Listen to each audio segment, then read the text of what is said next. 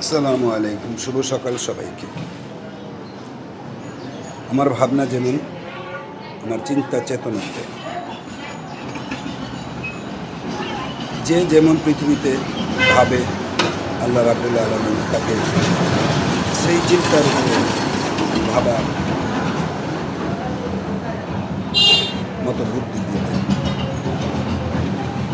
আমি আমার ভালো চাই, আপনিও আপনার ভালো চাই। প্রত্যেকটা মানুষের উচিত আল্লাহ ও রাসূলের পদাঙ্ক অনুসরণ করা এবং যা করলে তার জীবন চিরস্থায়ী অন্ধকার থেকে মুক্তি পাবে,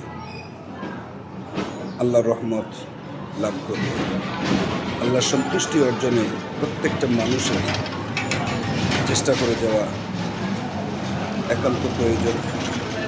মৃত্যুর আগ পর্যন্ত এমনিভাবে আপনার আমার চিন্তা চেতনা যেন আল্লাহ ও রাসূলের পক্ষে হয়।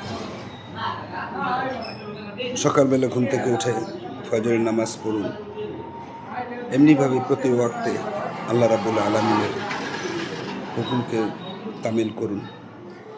আশা করি আল্লাহ আপনার প্রতি যে ওয়াদাবদ্ধ করেছেন, ওয়াদাবদ্ধ হয়েছেন, আপনার কোনো ভয় নেই, আপনার কোনো টেনশন থাকবে না, আপনাকে জাহান্নামের আগুনে নিক্ষেপ করবে না। জীবিত থাকা অবস্থায় আল্লাহ রাব্বুল আলামিনের কাছে মাগফিরাত কামনা করুন, বারবার তওবা করুন। ইনশাআল্লাহ আমি আশা করি, প্রত্যেক মুসলমান আশা করে, আল্লাহ রহমান, আল্লাহ রহিম, আল্লাহ ক্ষমা করবেনই, আল্লাহ গাফুরুর রহিম। সবাইকে আল্লাহ রাব্বুল আলামিনের কাছে তওবা করার এবং আল্লাহর কাছে রহমত বরকত চাওয়ার জন্য অনুরোধ জানাচ্ছি।